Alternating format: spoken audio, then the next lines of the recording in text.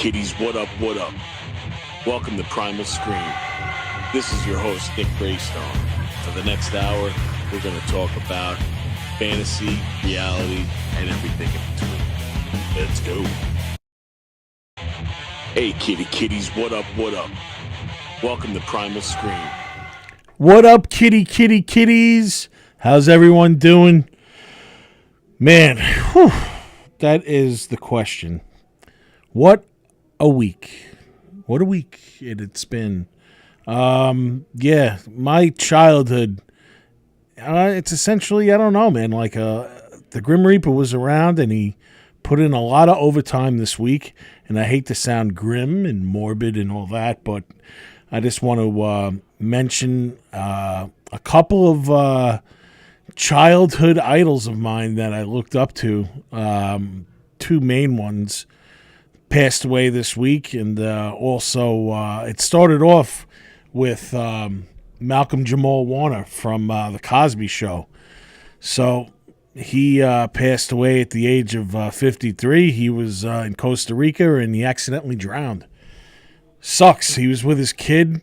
The surfers, thank God, that pulled him from the water, saved the daughter, but they could not revive him.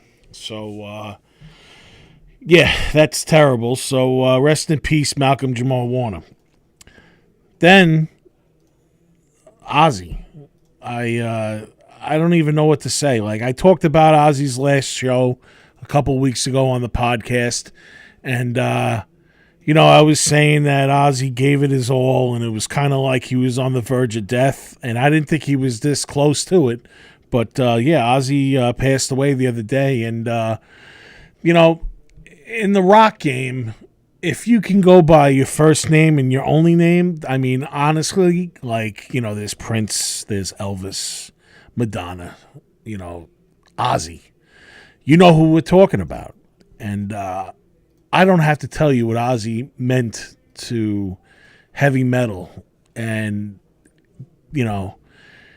his contributions to my world of music and a lot of people. I loved Ozzy back when it wasn't a pop culture thing.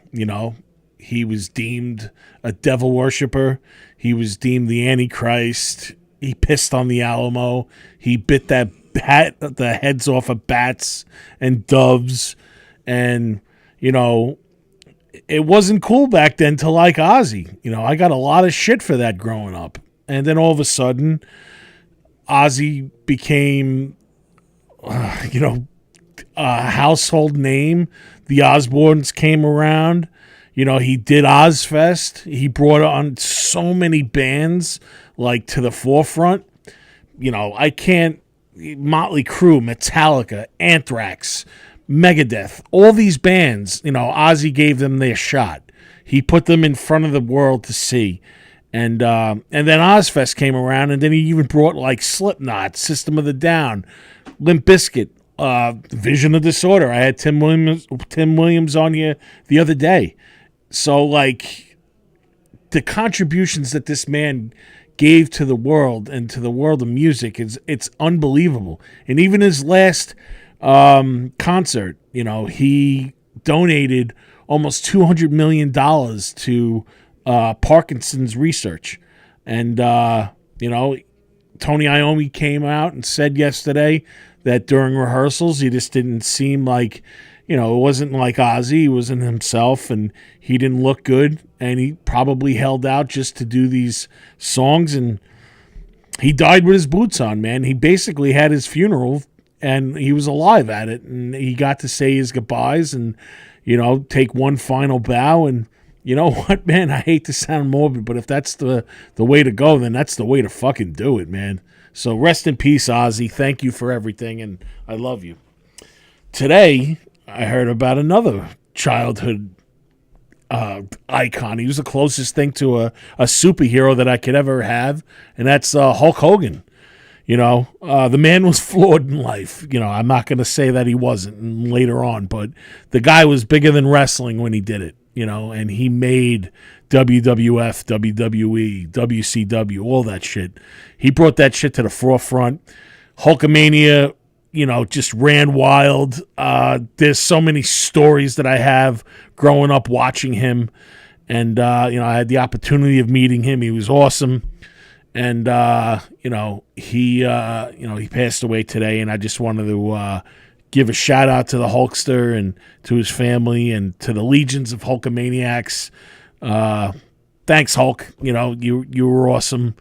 And like I said, you made wrestling what it is today. And without your contribution, I don't think it would be anywhere near it is today. Just before I went on air, too, I heard some bad news. A fellow musician, Long Island guy, Kevin Belinsky from Discipline Theory, passed away. And I just wanted to give a shout out to him. I know he's had some health issues over the last couple of years and everything. And hell of a nice guy. And I just wanted to say, I'm sorry to his family. And may he rest in peace. And my condolences to you. All right. Now, I just want to, on a lighter note, I want to induct. You think I should induct both of them or just... Oh, definitely both. Both of them, right? Yes. These Kiss Cam fucking idiots from the Coldplay shit. Okay, so this dick comes out and says he's sorry to his family. He's sorry to, that he embarrassed them. But then he goes on and says, Coldplay should think about doing what they were doing. That was fake. That was a fake thing? That apology, that letter, that wasn't real. That wasn't real. So he hasn't said anything. Yes, said a word. Well, it doesn't matter. He's still getting inducted into the Fuck You Hall of Fame. Yeah. Because if you're going to play the sneaky dick and you're going to be fucking an asshole, first of all... the head of HR Yeah. at their company, too. Yeah. That's... I don't know, man. It's bad. It's in bad taste. So... They were caught on Kiss Cam, and now it's just been a viral thing, and they're getting inducted into the Fuck You Hall of Fame tonight because they're stupid. They may be fucking astronomers or whatever, but they got shit for brains. Go to the fuck motel for fucking $75 an hour, pay the freight there, and keep that shit under wraps and not in front of 60,000 people. And if you're going to get caught like a fucking deer in headlights, at least play it cool. They played nothing cool about it. She looked mortified. He dipped down. He literally drops out of view. Right. But he doesn't do it quickly. It's almost like he's Homer Simpson backing into the hedges. Oh, man. Just so dumb. But I wanted to put up the Demon Scar Kiss Cam because that's what the Demon Scar Kiss Cam looks like. We got the old Leatherface bringing the girl back in to do the damage. So Leatherface will never get the Fuck You Hall of Fame, but he definitely, whatever. Fuck You Hall of Fame to the Coldplay dickheads. So, all right, with that being said, I want to bring out my guest right now, longtime friend. You grew up in Belmore or no? No, I grew up in East Williston. East Williston. Yeah. So what brought you in all parts of the water? I ended up becoming friends with a bunch of guys who lived in Belmore and Merrick in college. Oh. And started hanging out, and then eventually got a gig working at the juke joint. So you were a transient Belmore guy. Yes, no. I grew up on the North Shore. You must understand. Yes, I went to the Wheatley School. You see. Then you came down to the slums of the South. It was Wheatley High School. I guess up until the year after I graduated, and then there were so many students that would get kicked out of Portledge and Friends Academy, and their parents would, because Wheatley was practically a prep school. It's amazing, amazing. I definitely brought down. And then it became GPA. Wheatley? Yes, and it was, and it still is the Wheatley School. Wheatley. Yeah. Okay. I didn't even introduce you yet, dude. Hi. Pat Kennedy. Pat Hey. Kennedy, what's up, my brother? It's good to be here. Yeah, I'm so happy that you came and accepted my invite. Thank you for coming on to the Primal Scream podcast. It's been a while since I've seen you in the flesh. Yeah, it's been a bit, but we run into each other every once in a while, Yeah. and of course, love to discuss, what's going on in the world of horror with you. Yeah. I wanted to also mention we also lost Chuck Mangione, Today. horn player Chuck Mangione. Yeah. Who some folks would probably know from King of the Hill, from his appearances. Yeah, on that King was of the today, Hill. right after the Hulkster. Yeah. I forgot to mention him, and of course, I wanted to say I'm sorry for your Thank you. loss. Yeah, we lost my mom, Rosalind Hawks Kennedy, passed at the age of 92 on Tuesday, July 15th. My mom was really something else. And also, not to get morbid, because Ozzy said, don't get morbid, when I pass. And, so it was tough losing my mom. I mean, we know where she is. Like, we didn't take her to the mall and, leave and then... Too soon. She would have appreciated that. Actually, absolutely. I joked around with her. As I will plug relentlessly through this show, I have a horror convention called the Long Island Convention of Horror. Yes. Or Lich. And I was joking with my mom because she went into the hospital in late January, and the convention is at the end of February. I said, Mom, if you don't make it to the con, I'm going to sneak into the morgue and steal your body like W.C. Fields and Errol Flynn did with Douglas Fairbanks Jr. and prop you up at the bar. Weekend at Bernie's? Yeah, with seltzer and cranberry, of course, because she gave up the drink in 1989, God bless. Good. And that's how she got to 92, And, So you got to give up the drink. yeah, and, she lived a very interesting life. She worked for Shenley Liquors in the advertising department during like the Mad Men era. Really? Yeah, and she graduated St. John's Night School in I think 1955. Oof. And women didn't go to college much less night school. And she met my dad when she was working for the World's Fair. She was Whoa. Yeah, she was the editor-in-chief of the guidebook to the 63 World's Fair. So she worked directly under Robert Moses, another complicated man, shall we say. I heard the Robert Moses Bridge is like fucked up right now. It's being compromised a little bit. Is it? Yeah. How old is it? But also he was, there's a really great book about him. You want to talk about real life monsters? There's a book, I think it's called, is it Kingmaker? Is that what it's called?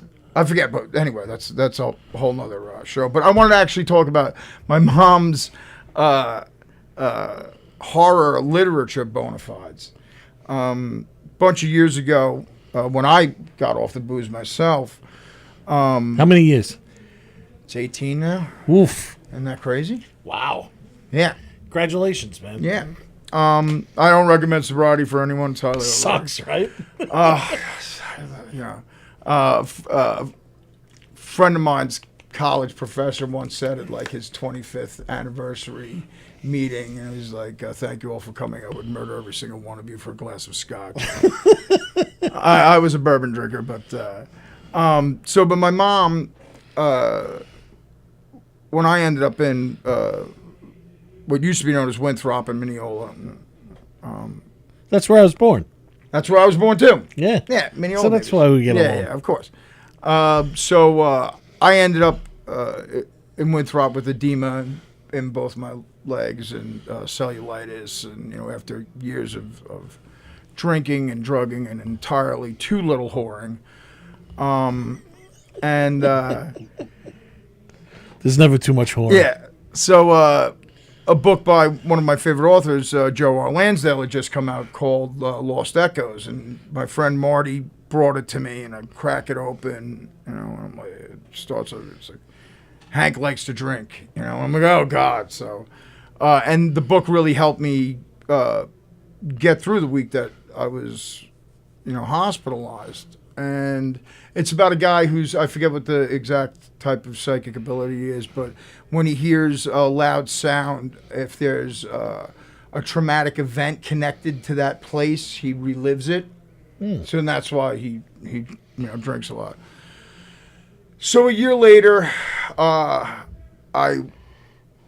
wrote a letter to Lansdale and explained how my father died from the booze and nearly killed my mom, very nearly killed me, and Los Ecos really got me through, and so on and so forth. And we had met once at a convention, and we started going back and forth, and I asked him how much the rights to produce a one-act play version of a short story he had written called By Bizarre Hands.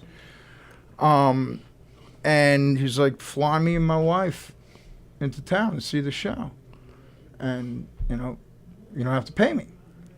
So my mom and Joe became good friends after that. Hilariously, I go to my mom's one day and she goes, Joe Lansdale quoted me in his new book. I'm like, what are you talking about, Mom?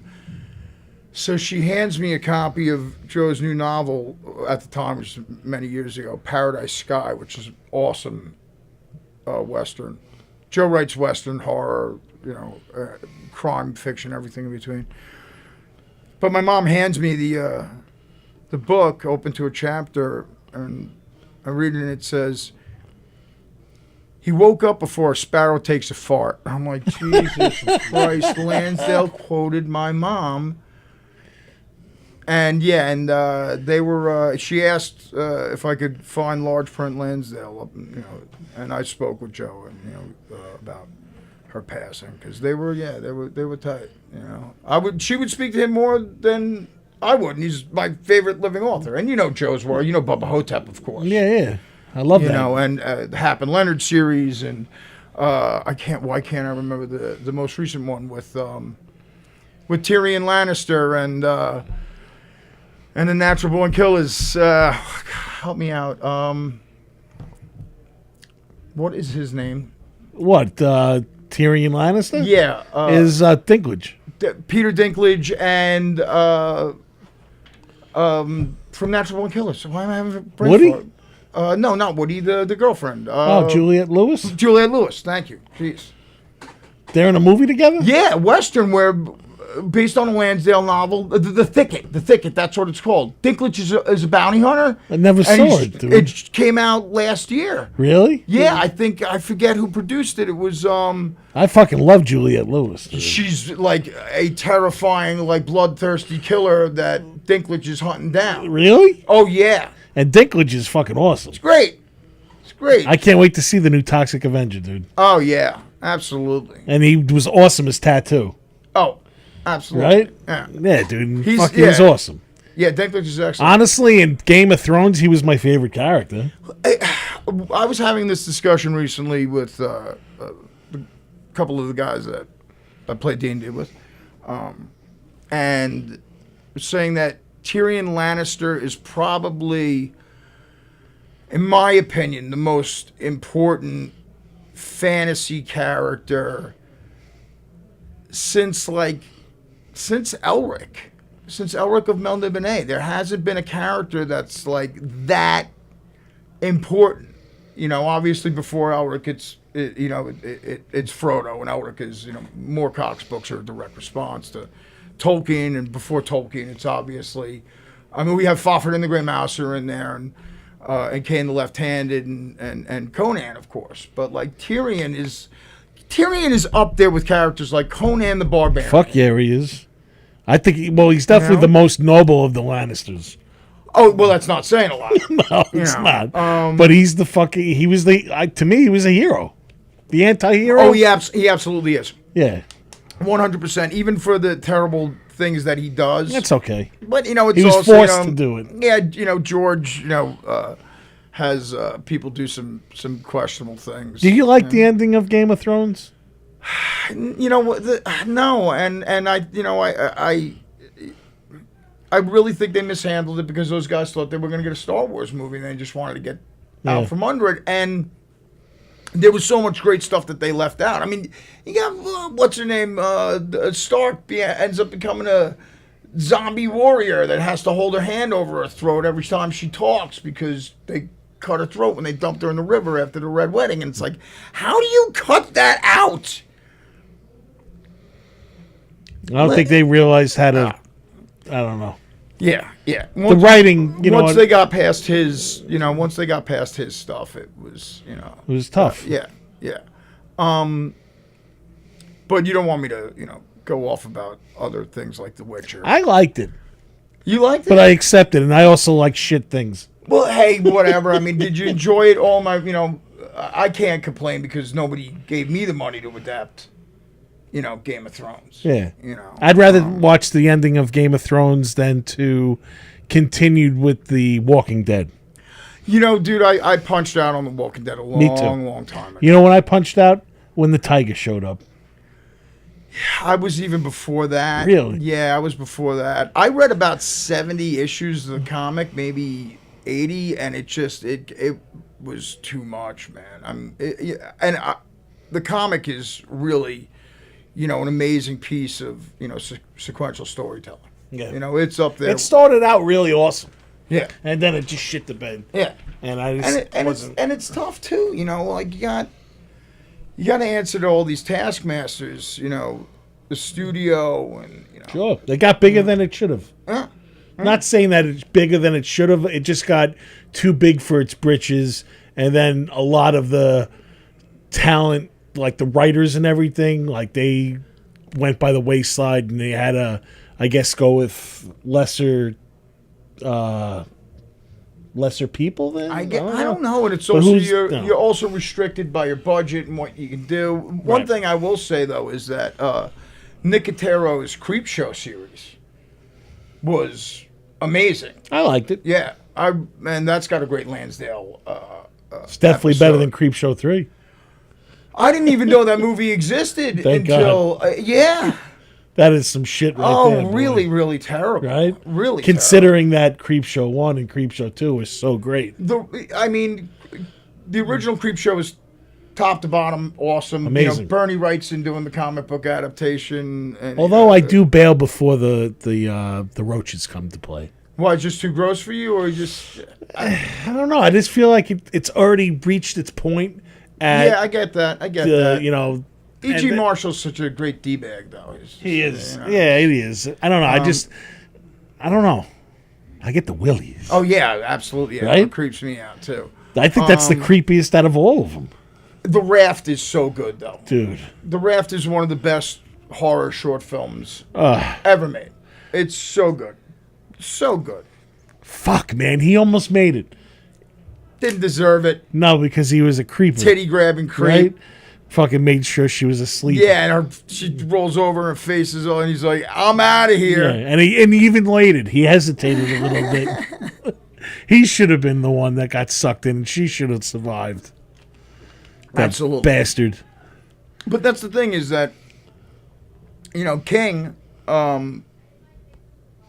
creates these great characters that you get really invested in and then just horribly murders them wholesale. Oh, dude. You think about that, man. Like, all those King adaptations or whatever in those movies, even in the books, too, man. Like, a lot of those great characters do get terribly fucking killed. Oh, yeah. Absolutely. Speaking of which, I know that you love the original Salem's Lot. Oh, dude. Right? Love it. And I did like the remake. It was a fun watch. I liked Return to Salem's Lot also. You know what? I haven't seen that in forever. I don't think it's around. Like, I think you got to really search for it now. I haven't seen it in a long time either. But my biggest criticism with the remake of Salem's Lot and Sinners, which I love, particularly, dude, Sinners, the shanty Irish vampire, so head vampire, good, dude, so appeals to me. But both of them, I'm not happy with the you get drained of blood, you're instantly a vampire thing. I think it should be 24 hours at a minimum. In the original Salem's Lot, it's 3 days, right? Because they bury one of the stupid Glick kids. Oh man! But still, that made for TV movie. I remember seeing that as a kid when I was 8 years old. Horrifying, when it came right? out and being like, "How is this on television? This is so cool." Yeah, it could be hands down. Like, I think pound for pound, that could be the best TV made movie ever.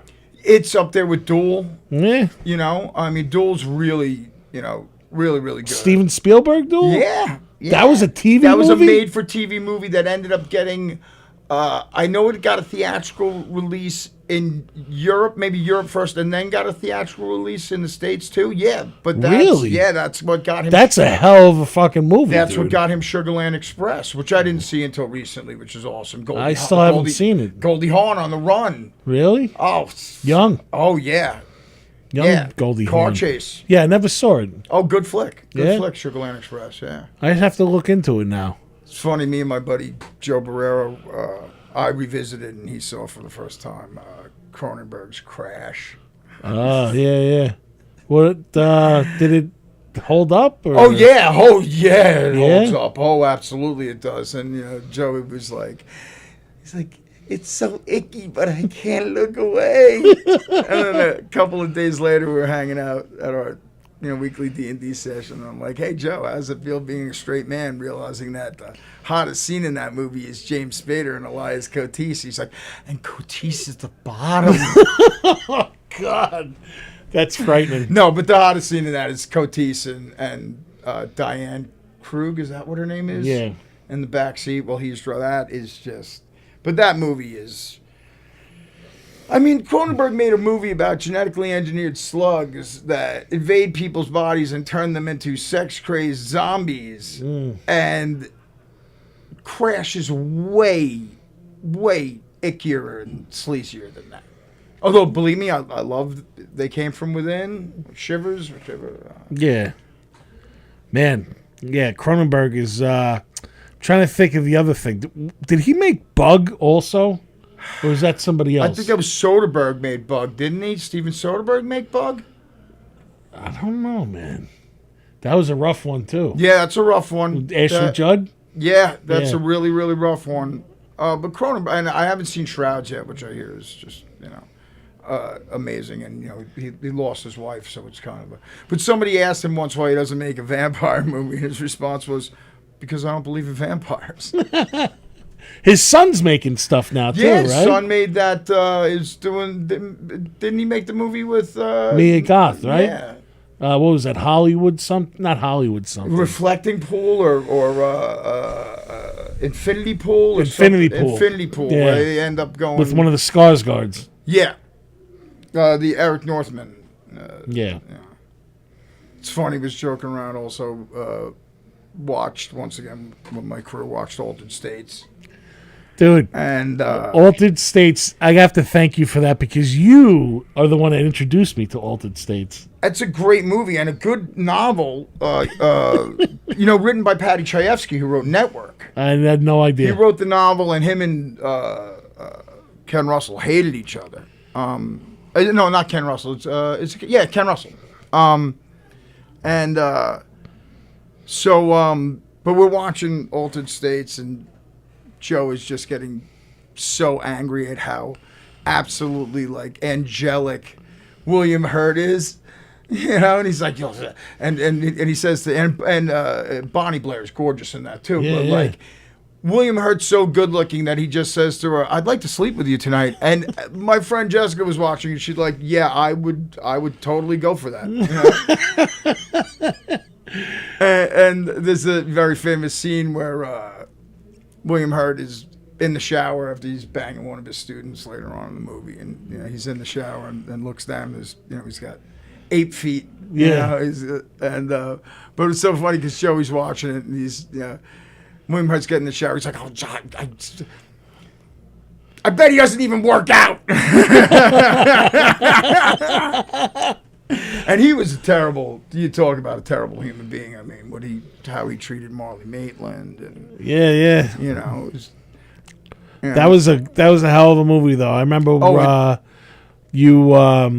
I think we watched it one night without sound at the juke joint. I'm sure, because and then you were just like, and I always remember this for you.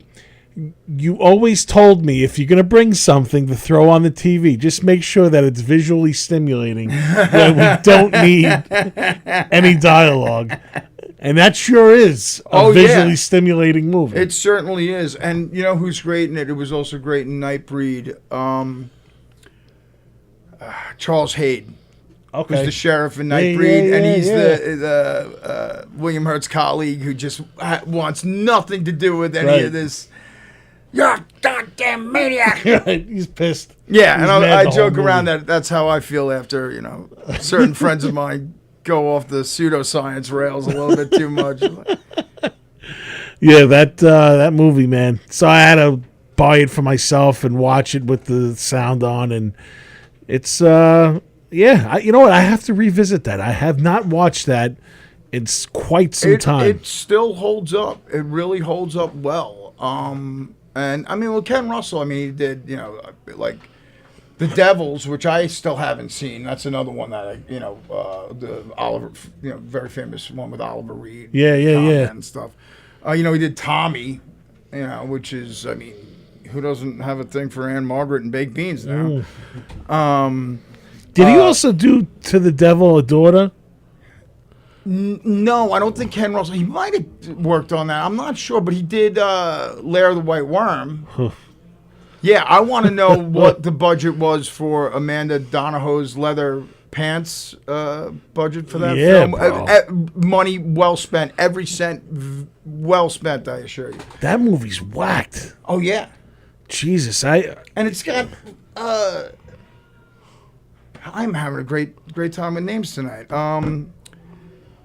It's got the bad guy from the new D&D movie, Hugh Grant, is in it, and what's his name who played the tough guy Doctor Who, the most recent Doctor Who, the 13th Doctor.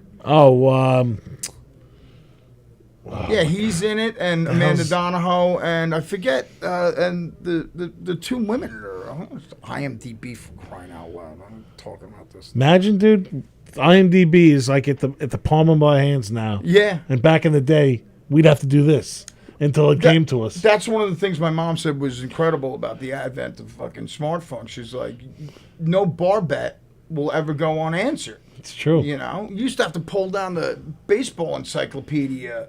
Right. The almanac. The almanac from the shelf. Right. Let me get the records. Oh, wow. See, now this is the reason why I showed up tonight with the smallest Catherine script Oxenberg. That's who's in it. Peter Capaldi, Catherine Oxenberg. And the whole thing about Catherine Oxenberg's daughter was one of the people involved with the whole Nexium. She got branded by the one from Smallville. Oh, really? Yeah, there's two documentaries. One that's an HBO documentary, and I think the Showtime documentary focuses on Catherine Oxenberg's daughter. Oh, I didn't even know that. Yeah, man. Yeah, she was terribly victimized by those. Wow. Those folks. So speaking, if we're talking about Smallville, have you seen the new Superman? Yeah, I liked it. Liked it a lot. Did you like it a lot? I liked it a lot. There's a couple of things that, look, once again, if I was being paid to make a Superman movie, anybody that's got a problem with the squirrel, it's like, just, please, come on. See, I didn't have a problem with the squirrel. I liked the dog. Oh, yeah. Dog was great. The dog was cool. I just thought it was too fucking long. I don't think the movies should be really much more than 2 hours. Right? It kills me. I mean, Superman, I can handle it, but like a Transformers movie does not need to be 2 hours and 45 minutes. No fucking way, dude. Unless it's directed by Akira Kurosawa, man. Yeah, no, dude. Nothing deserves Yeah. that. Even horror movies going over 2 hours now, dude, is Yeah, a man. stretch. Yeah. 85 minutes. What happened to 85-minute horror films? Used to be a time when, movies were an hour and a half. Texas hour and Chainsaw 45. Massacre, 83 minutes. Yeah, and that movie is like Visually stimulating. very visually stimulating. And we were talking about Leatherface earlier, and it's just hilariously funny how like overwhelmed he kind of is at the beginning of that. He's like, who the hell are all these people on my fucking farm? He's like in altered states. Yeah, definitely. He's bugging out. Yeah, definitely. I always said that Leatherface, him running and checking the blinds, was always me taking shrooms at my house. And when I thought my parents were going to be gone for longer, and I was making sure that they weren't coming home. That's hilarious. And one of the few movies where the disabled character, like, you're rooting for this guy to get killed. Yeah, nah, man. Franklin is a dick. Just the worst. Just the worst. Such a third wheel on that wheelchair of his. And I don't want to speak ill of the handicap, but you're waiting for him to get sawed in half. Totally are. You're totally That poor sister, Oh yeah. right? She's got to push her. She's got to push him down this fucking 250-pound mess down a fucking hill, and he's crying the whole time. Meanwhile, she's keeping it cool, man. Yeah. Yeah. She's probably like whistling, "Please, where are you, fucking Leatherface? Whatever you took my friends, take him now, or take me." Yeah, that my good buddy Stu Goldstein, who turned me on to so many great films, he always called Texas Chainsaw Massacre a terror movie as opposed to a horror movie because it just so fast. It turns so fast. Like 1 minute there's just this weird guy in the car, and the next thing you know, it's 10 minutes later, dude, Yeah. she's getting it. yeah, yeah. She's on that fucking thing. All of a sudden, you hear the pig noises. The dude goes inside the house, and it's fucking game on. And you know the whole story about filming that with the Yeah. scene with Grandpa and it being like 120 degrees. Yeah, man. Yeah, and also, they call that. I forget what the hell they released like a making of it, and it was like, I don't know what the hell they called it. It was like Days in Hell or something. And Well, I know the guy that played Grandpa Jim Duggan is not Oh, a fan, not John Duggan. Not a fan of Wes Craven's. No, Yeah. not at all. They said that the meat that was on the table, they never replaced it. And So it was actually like drawing flies and rotting. yeah. and, So all that shit's for real.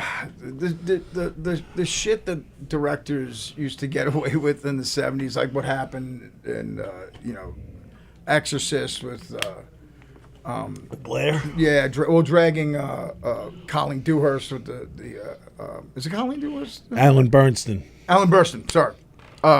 She got injured, and when Reagan hits her and she falls to the ground super hard, they had a rope tied to her going through the floor, and they pulled her down, and she said to William Friedkin, "Hey, if we're going to do another shot, can you tell the PA not to yank it so hard?" And he told him to do it harder. And she had She a fucked herself back up. injury that messed her up, for the rest of her life, And the insanity that went on making that movie Sorcerer. I mean, you've seen Sorcerer, right, with Roy Scheider, where they're driving the nitroglycerin through the jungle in the trucks. No. Oh my God! It came out the same summer as a little movie called Star Wars. That's one of the reasons freaking. Oh, it's Roy Scheider. He's fucking amazing. Yeah, if you've never seen Sorcerer, No, never did. it's so good. Yeah. Yeah. 77?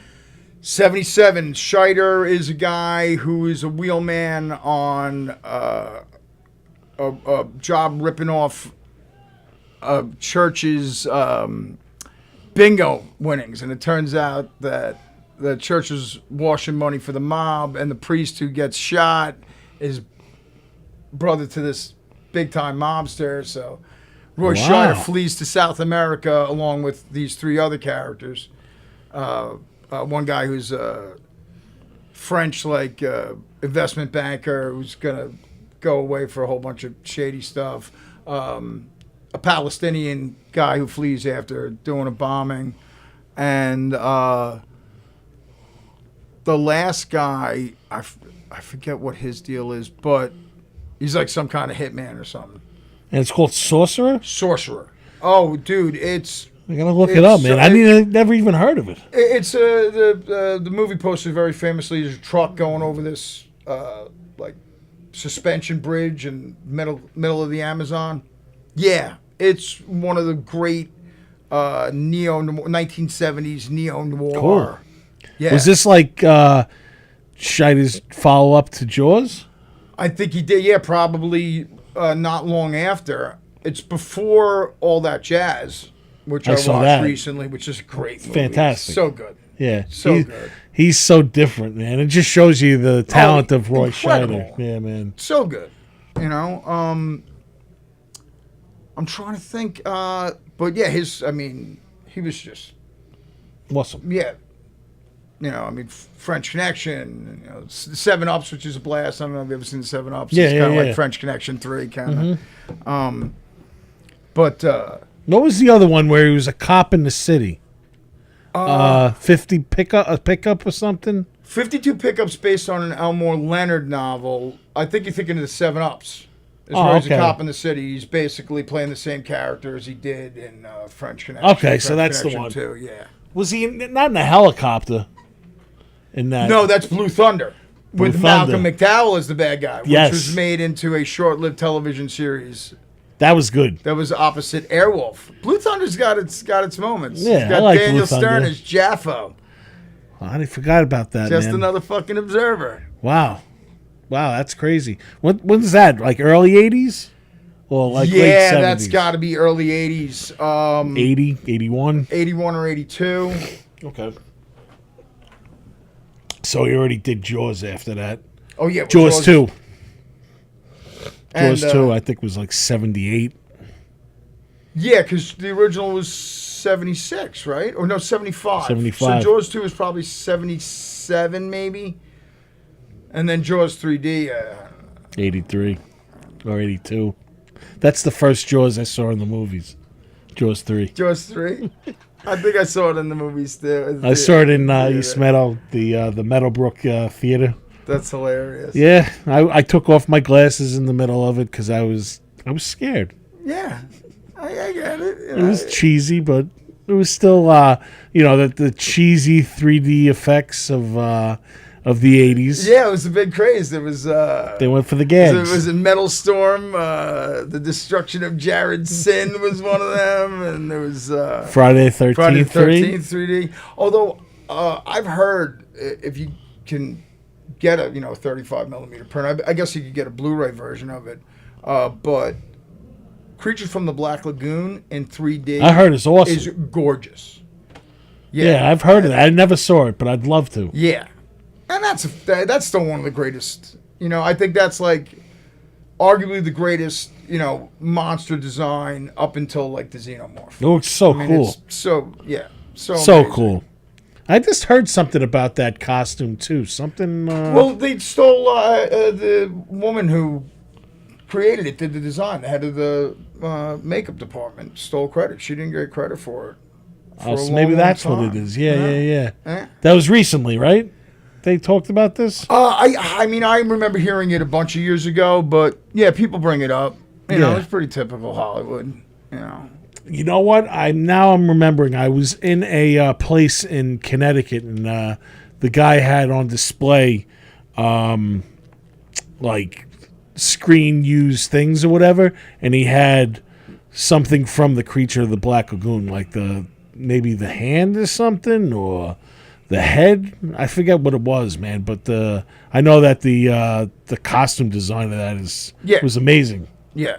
So funny. Speaking of hands from movies. All right. So I've become friends with a gentleman by the name of Ray Morton, who is one of the leading historians on King Kong. Wrote this amazing book about the making of King Kong, and wrote a really great book about the making of Close Encounters also. But he got hired by the Academy to authenticate a giant robotic gorilla hand that was supposedly from the Dino De Laurentiis The 78 King Kong one. King Kong. So they fly him out, and he goes and checks out, and it looks real, and they fly out Baker, to Rick Baker to make sure that his trademark was on it. And I'm like, how many like giant gorilla hands are there just out in the world? I mean, at least two, I would guess, evidently. Yeah. Wow. Probably either that or the one that they used in like Universal Studios. Yeah, well, Right? no, it turned out it was one of the ones From that movie? from the De Laurentiis. Yeah. I like that King Kong. With Jeff Bridges? When the Jaws would die, nobody cry. When the King Kong would die, everybody gonna cry. John Belushi as Dino De Laurentiis. Yeah, I mean, it's got its, flaws or whatever, but Jessica Lange, dude, fucking so hot. Getting her hair blow dried by a 90-foot gorilla, like, I'm sure that would have smelled fantastic. They had to change the poster for that, too, because of the Twin Towers, right? No, well, the Twin Towers is how many years later? No, but I'm saying like now they don't have that poster anymore. Well, I mean, They don't replicate it anymore. I don't think. I'm not sure. Yeah, I think that's. I got to tell you, seeing Escape from New York in a theater in Brooklyn a bunch of years ago, and that was a little weird. Right. Walking out afterwards, and the dude. Two Towers aren't there. It sucks, man. The thing that got the biggest laugh though is when Lee Van Cleef is on the walkie-talkie to Kurt Russell, and it's one of those old school Army walkie-talkies, and we're watching it, and 2015 when everybody's got a cell phone, but that's another movie that still holds up. I love it. And Escape from New York, Badass. Oh, so great, so great. And Kurt Russell, the best hair in the post-apocalypse, No doubt He looked great. He looked great. Oh yeah. Absolutely. I wasn't really too much of a fan of Escape from L.A., but it had Bruce Campbell's great as the Surgeon General of Beverly Hills. That was cool. I didn't like the writing of the surfing thing. Yeah, it was silly. I love Peter Fonda, but that's just kind of silly. But he actually made every one of those baskets. Kurt Russell actually fucking basketball. He actually did that. See, I like that scene. Because he's an insane athlete. He played, semi-pro baseball or AAA, and he was an incredible athlete in his Best day. of times. Yeah, he was in and that. the last thing that evidently Walt Disney wrote on a piece of notepaper, Kurt Russell. It's like the last thing he ever did. You didn't know that? No. Yeah. Really? Yeah. Why did he write that? Well, he evidently liked Kurt a lot because Kurt was, the computer wore tennis shoes and all that kind of stuff. He was in a whole bunch of Disney flicks before. Yeah. That's where he started, right? Yeah, before he became an action star. Wow. Kurt Russell, man. What a celebrated, decorated career. Oh, dude. He did it all. John Carpenter's The Thing, Big Trouble in Little China. I mean, and... that's just, the stuff he did with Carpenter. Yeah. And his son's great, too. Wyatt. What is he in? He's a U.S. agent in Thunderbolts. Oh, see, I didn't even know. Yeah. He's good? Oh, he's great. He's really good. They are, it's a World War II zombie flick that he's in, that he's good in, I think Bokeem Woodbine's in also. And he's also in Cold in July, which is the film based on the Lansdale novel that Jim Mickle and Nick D'Amici made. Okay. With it's Michael C. Hall, Don Johnson, and Sam Shepard, and I think his second to last role. And I was just about to say, is he still alive? And he's not. No. And it's a really good neo-noir period piece. That's cool. That's excellent. That Sam Shepard is terrifying in. Is he? Yeah, Michael C. Hall, not to give anything away, the trailer would tell you this. He shoots a guy breaking into his house, and it turns out that the guy is Sam Shepard's son, and Shepard has just gotten out of jail after doing like a 20-year bit. And, so now, Don Johnson is a private detective that Michael C. Hall hires. It's awesome. It's it's pure Lansdale. Cool. Yeah. So, Lich. Let's get into it. The second Long Island Convention of Horror is going to be February 27th through March 1st at the Hyatt Regency in Hauppauge. It's a 3-day show. It is a very writer, illustrator, editor, indie filmmaker focused convention. And it was a dream of mine to do it, and I finally got it off the ground last year. Because I know you were talking about it for a while. I had some bumps too. My former business partner and I parted ways, and I was lucky enough to partner up with the Perks Department, who did the Long Island Goth Prom. Okay. But they were busy up until the first of the year. I had already signed the contract for the hotel. So basically, what we pulled off in 90 days. And now that I've got an actual, full year to do it, it's making a big difference. But everybody was really happy. Everybody really liked the vibe of it. Yeah, I'm hoping to land some good guests. I mean, writers and editors. I got Ellen Datlow, who edits Best Horror of the Year anthology and has forever. And she's, arguably the most important, editor in horror literature. I braced Catherine Mary Stewart the other day in Levittown, and she seemed amenable to come out. I would love to have her. She's fantastic. She's actually with Bob Heckman right now. They are co-directing Victim No More 2, which is a Friday the 13th fan film. And there's a lot of Friday the 13th fan films out there. But this first one that they put out, Victim No More, which she's a part of, it's pretty cool because they got Harry Manfredi. Okay, yeah. Who does like the music. So the score is in there, which is pretty big. You need that. That makes a big difference. Yeah. And they did a good job with it. The effects in it are pretty cool, and I'm looking forward to seeing what they are doing. But that's awesome that she'll, that you're in contact with her. Yeah, and Terry Alexander came last year, and he's going to return hilariously. All right, so Terry Alexander's daughter-in-law is my friend Nina Jenko, who dated my friend Todd Glantz back in the day at Stony Brook. And her husband just did his first feature film with Damien Maffei, who I went to college with and was friends with. And I know him. Yeah. And so it's it's a small community, small world. Russ Braun, who's the illustrator for the comic book The Boys, is coming back this year, and he's a big monster guy. And I mean, talk about pedigree. I mean, Russ worked on the original Lilo and Stitch. He's one of the heavy hitters. And panels and programming. Did over 50 hours of panels and programming last year. It's awesome. And a really great gaming slate with, I don't know if you know Dave Vanderwerf, Game Master Dave.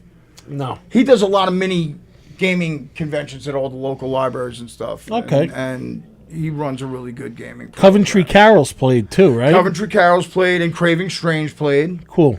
Yeah, I know Coventry because they're on the soundtrack with me for the Forest Hills. Right on. Bunch of cool guys. Soda's cool. Yeah, I've known Cliff for a long time. Cliff worked at McBride's. Did he? With me back in the day. Is that the infamous McBride's? The infamous McBride's. You have a story, don't you? You were talking about that before. We're joking around, but we don't need to go into that. Other than McBride's is, one of the jobs where I was arrested in the kitchen. Been arrested in the kitchen of 2 different restaurants while I was working and kept the gig both times. Wow. Yeah. I was almost arrested in the front of the kitchen. But I listened to the arm of the law when they told me to get the fuck out of there. And I obliged. And it's so funny because it's fucking weed. It's just like, now it's like, yeah, it's laughable. Yeah. Now it's not even anything. Because, dude, think of the great lengths that we used to go through to fucking have weed and get it. It's just smoke so it. fucking Now it's ludicrous. just so out in the open and everything. Yeah. It should have always been like that. Oh, absolutely. But, it's... It is what it is. Puritanical country, Rockefeller drug laws, He's the bad guy in this, and Big Black Standard Attica. Oh, please. Yeah. plug this. If you don't know... is there a... which camera, Tony?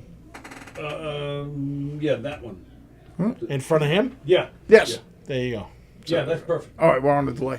But this is Big Black Standard Attica, which is a graphic novel I worked on. I was creative consultant. It was nominated for an Eisner, which is all about the Attica prison uprising. It was written by Frank Big Black Smith, who was the inmate, who was elected the chief of security by the other prisoners in 3 days. And though he managed to keep the peace, they obviously blamed the deaths of the prisoners and the hostages that were being held on Black and the Brain Trust, when in reality it was all New York State troopers who, Right. opened fired indiscriminately. And What year did this happen? 71.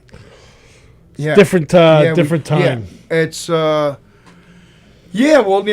Rockefeller refused to negotiate, refused to speak with anybody, and he, sent the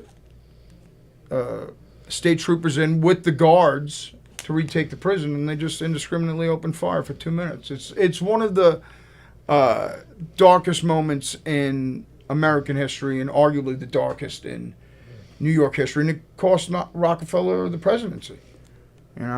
Deservedly so. But I worked on this with Jared Reinmuth and the Amazing Anne. They have a new adaptation of The Count of Monte Cristo, which is coming out in English this year at some point. Amazing Anne he just did the first cinema trilogy, which was Martin Scorsese, Quentin Tarantino, and Francis Ford Coppola, which are 3 graphic biographies. And he just finished Sergio Leone's been done with for a while. He's working on Spielberg now. Shit, man. He's doing Sinatra. Yeah, man. They love graphic novels in Europe and in France, and they treat the art form with respect. And he's just a machine. He's the best. But yeah, we got nominated for an Eisner Award for this. Yeah, you were telling me about that. Yeah, and we lost to Backdurf for Kent State. And if you're to lose to somebody, you lose to Durf, obviously very well known for My Friend Dahmer, which the movie's somewhat flawed, but that graphic novel is incredible. It's really powerful. I didn't mind the movie. I thought it was cool. I never saw the graphic novel. I should check it out. Oh yeah, you can get it online. You can read it online. It's powerful. It's really powerful. Yeah. The Dahmer miniseries from Netflix was something else. That was unbelievable. Yeah. But the kid that played Dahmer in that wasn't too bad. He was a Disney guy, I think. I forget his name. Isn't it, what's his name? It wasn't Sebastian Stan, right? No. No. He played Tommy Lee. That's right. It was, who was I it? forget his name. Isn't that guy from American Horror Story? No, that's from Netflix. That's, okay. what's his name? Oh, shit. Evan Peters. Yeah, Evan Peters. Yeah, who I loved in Mayor of Easttown. Yeah, he's great. Yeah. He can play anything. It's like Mayor of Easttown was like if Joseph Wambaugh wrote a season of Gilmore Girls. That's so funny. All right, so I want to play a song before we wrap up this episode, and then we're going to do some plugging. Tony, do you have the oh, you do have the wire. Come on. And it's already plugged in. Wow. That's why he gets paid the big bucks, people. So I want to play a song that it's about Phantasm, and it's called Beyond the Silver Spears, and it's written by yours truly. And it's going to be my new single. I'm going to be releasing this on August the 8th. So this is called Beyond the Silver Spears, and I hope you like it. You burnt my hand. Don't fear.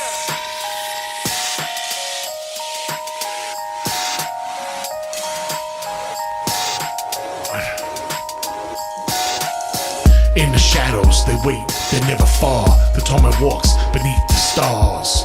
Spears fly with deadly grace, carving paths through time and space. Michael's running, can't escape. Jody's spirit in the shape of a brother who never dies. Reggie's truck, the only ride. Don't feel lurking on the other side, where death awaits and the dead can't hide. Don't feel lurking on the other side, where death awaits and the dead can't hide. Through the portal we descend, in a room of time command. Beyond the silver space we find, a place where souls are left behind. Through the portal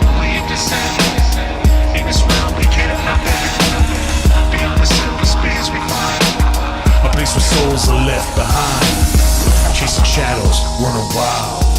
Reggie's grin, he's defiled. The torment's eyes, the piece of soul. Unseen forces take their toll. Michael's haunted by the call, the whispers of the deadly thrall. In every corner, death's embrace, and the silver spears leave no trace. Don't feel lurking on the other side, where death awaits and the dead can't hide. Don't feel a lurking on the other side, where death awaits and the dead can't hide.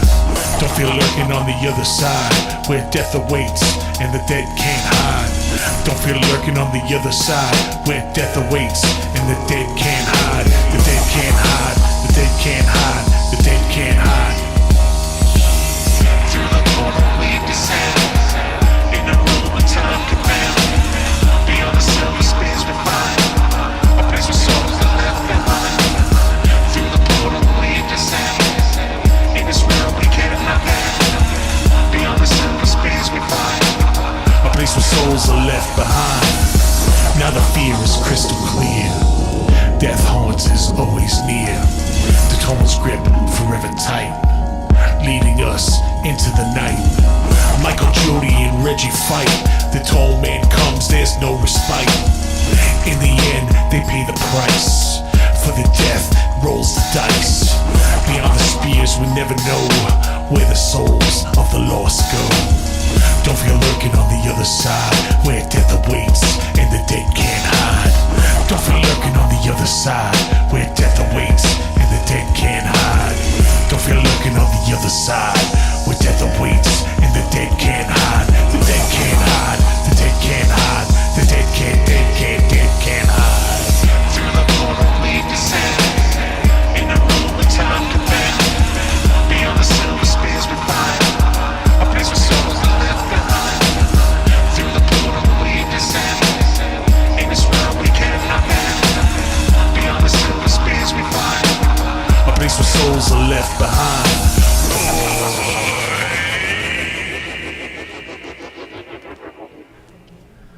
All right, that was the new single by Nizza and Triple G, Beyond the Silver Spears. I actually sent it to Coscarelli the other day. I haven't heard anything yet, but, you know, I'm sure he'll write back. And Yeah, if he certainly.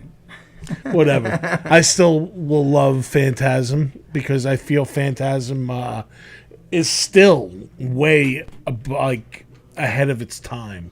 It's just one of those movies, man. Yeah, Phantasm is one of those flicks that, like, it's like a whole new mythology that wasn't, you know, that he created, you know, this kind of new kind of monster, you know, the tall man, and it's just yeah, man, it's an effective movie. Visually I like all stimulating. of them. They're all a lot of fun. That's another visually stimulating Very. movie. We might have shown that in the juke joint one Oh, night. most certainly. I'm sure. Phantasm. Yeah. I got a screening or two. Yeah, absolutely.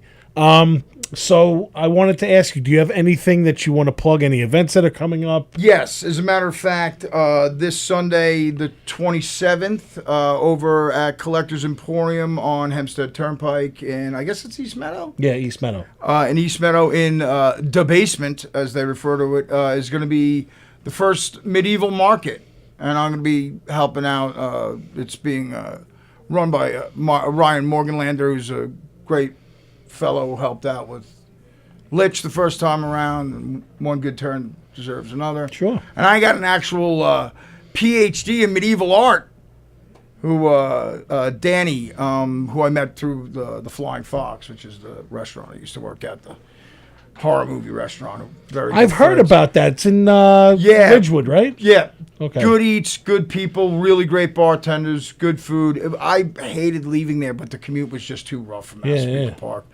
So yeah, I'll be there, and of course Long Island Convention of Horror, which is February 27th through March 1st of 2026. And I want to promote my client Liz Ransdale's Curiouser and Curiouser. This is book one, but Liz is putting together an anthology, Curiouser and Curiouser 2. Cool. With a whole bunch of great writers. Nick Mamatas has got a story in it.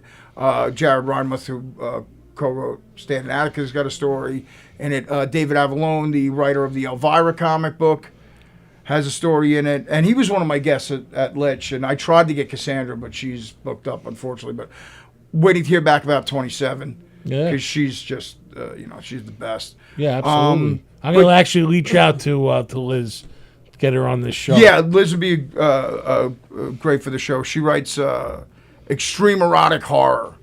And yeah, Curiouser and Curiouser, they crowdfunded. It's still available. And if you want to find Liz, basically, I guess the best place to find her is just go to SE_Ransdell on Instagram. Yeah. Okay. And I have copies of this if anybody wants a copy of Curiouser 1 with amazing art. I love it. By a British artist named Annie Jan. Erotic, horror. Yeah. You know I'm in. Yeah. Two of my Inspired favorites. by, Lewis Carroll, obviously. Yeah. Awesome. All right. Well, I would like at this time to thank my sponsors. My first one, Mr. Beery's. Thank God Brass Rails can't talk. Right? Oof. Mr. Beery's, the Long Island CBGBs. There's always something to do at Mr. Beery's other than drink. Monday nights is Monday Okie. Tuesday nights is Vinyl Night. Wednesday is video game night. They have a bunch of different consoles. You can go there and play all different types of games. Thursday night, which is tonight, is open mic night. And go there. You never know who could be there in the crowd. Go out, sign up, play your tunes, and support Long Island original music. Tomorrow night, 7:25, all days will be playing. And on Saturday, 7:26, my buddies in Speed Rack Gin will be playing as well. They do a bunch of punk cover songs and stuff. Heather on vocals and my boy Mark on drums. Originally, they were from Acme Dynamite. Awesome cover band. If you've never seen them before, go check them out. I'd also like to thank my other sponsor, Cinema Arts Center. And they are a sponsor of Lich as well. Are they? Yeah. Okay, cool. Yeah, they're good people, man. They're great. Dylan's awesome. And yes, so they have a bunch of stuff that's coming up. 8/8, which will be a double feature of Better Off Dead and Amityville 2. And Diane Franklin is going to be there. She's going to be meeting fans and everything and doing signings. So she's going to be in the house. Then on the 23rd is the all-night Horror Fest. So this year's lineup is a little different from previous. They have for the newer movies Us and Scream, the original Scream. And then the following 3 movies are going to be projected in 35 millimeter print. And that will be Jason X, which is Jason 10. I love that movie. Me too, man. I love that movie. Yeah, Jason Goes to Space. Todd Farmer, who wrote the screenplay to that, has got a new horror novel out called Wolfbane with cover up by Tim Bradstreet. Okay. So check that out. Cool. Yeah, dude, I love Jason X, man. It's a guilty pleasure. So It's awesome. Butcher Baker, Nightmare Maker. That's which I've been hearing a lot about Yeah, recently. me Is there too. a new print of that or something? Yeah, no, it's a 35 millimeter Right they're going on. to show. And they are showing the original Texas Chainsaw Massacre. 35 millimeter. 35 millimeter print. Yeah, that's going to be happening on August 23rd. And then on September 5th, the Toxic Avenger, it's a double feature. The Toxic Avenger, the original Toxic Avenger, and the new cut of 2 and 3, which is called Mr. Melvin. They'll be showing that for its Long Island debut. And the head of Trauma will be in the house. Lloyd Kaufman. Lloyd Kaufman. He's a sweet man. He's a great guy. Uncle Lloyd. He'll be signing autographs. He never charges, just as long as you buy something off his table, and there's always something fun that Trauma has. Sergeant Kabuki Man, NYPD. Absolutely. Rest in peace, Doug. He just passed away, too. Oh, really? Yeah, man. And actually, my friend Jason Green was the original Sergeant Kabuki Man that they had in the Macy's Day Parade way back in the day. So, upcoming episodes of Primal Scream, man, I got it booked, man, for the next couple of weeks. On the 7th, I have my friend Lloyd Zaire and Forrest Bennett of The Scene Flies. They're going to be in. On 8/8, I'm going to be live from the Cinema Arts Center. I still have to find time when I'm going to be doing that, because I'm going to be doing a live broadcast when Diane Franklin is doing her Q&A and stuff. And then on August 28th, Trauma bombshell and model Jessa Flux, she's going to be coming on Zoom. Oh, that sounded very graphic. But she would love it if I said that. But yeah, download or look up Jessa Flux. Beautiful girl. She's going to be on, and she's going to be talking about her upcoming projects and everything. And I also am going to have Orlando from 94.3 The Shark. He has a new book that's coming out, but somebody canceled on me, so I had to reschedule. Sorry. That's okay, Tony. So probably in September I'll have Orlando in here, or whenever. Doesn't matter. So, without any further ado, that is another episode of Primal Scream. I want to thank my guest, Pat. Thanks for coming down, dude. Thank you so much for having me. Yeah, It was an yeah. absolute delight. It was really fun. Always a pleasure. And now, in honor of the dead, I'm going to leave us with this. Say your prayers, eat your vitamins, because what you going to do when Tony Walker, Pat Kennedy, Nick Graystone, and the power of Hulkamania run wild on you, brother. Later. Thank you for listening to Primal Scream. I'm Nick Graystone, a.k.a. The Nizza. Each week, Primal Scream is produced by Tony Walker and executive produced by Demon Scar. Always remember, nobody writes your story but you. Later.